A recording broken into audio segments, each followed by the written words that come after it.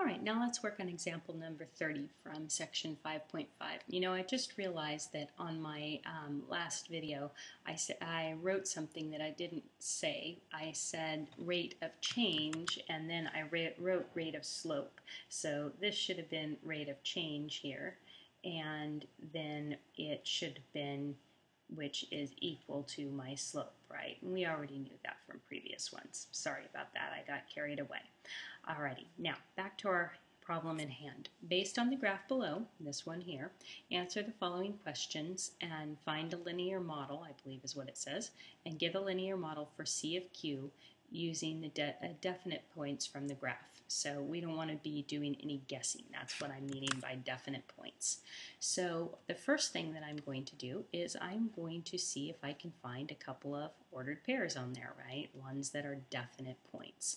So I'm going to go over here and I'm going to look along this line and I'm going to go, oh, bingo, there's one. So Q is 10 and this is halfway between 100 and 200. What is that? Well, that looks like to be 0, then 50, 100, 150, 200, 250, 300. That works, right?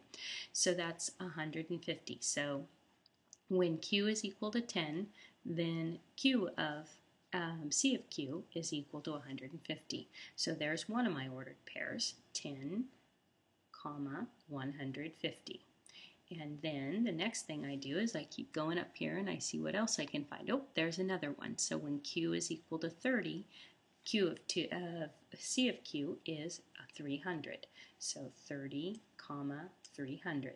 And then from there, I can say, okay, well, I could do rate of change, but it might be difficult for me to do that based upon rise over run because of the increments here, right? I'd have to make sure I've counted correctly. So to get from this point to this point, I'd have to be counting by 50. So that would be 50 and then 100 and then 150.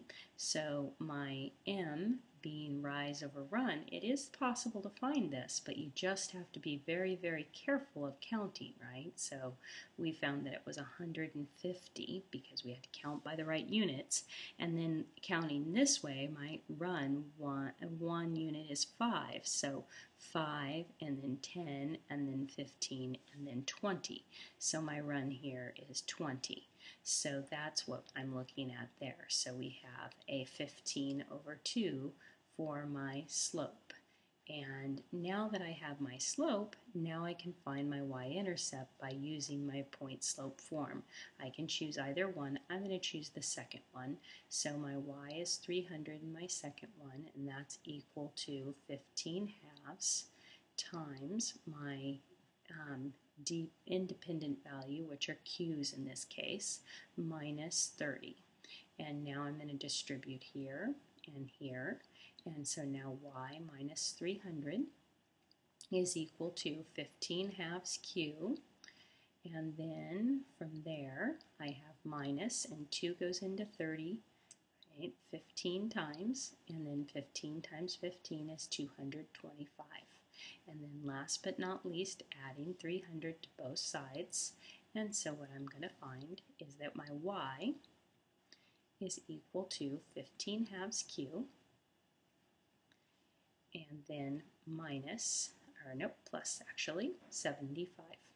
And then the only other thing that I want to be sure to write is that function notation. My y is actually C of q.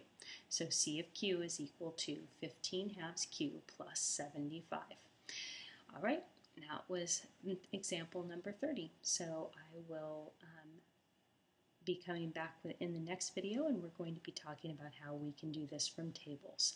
I think the picture that we just showed, the graph, should give you a really good idea how we're going to do that now when we encounter tables, except for we just have the ordered pairs. We won't be using this rise over the run to get our slope.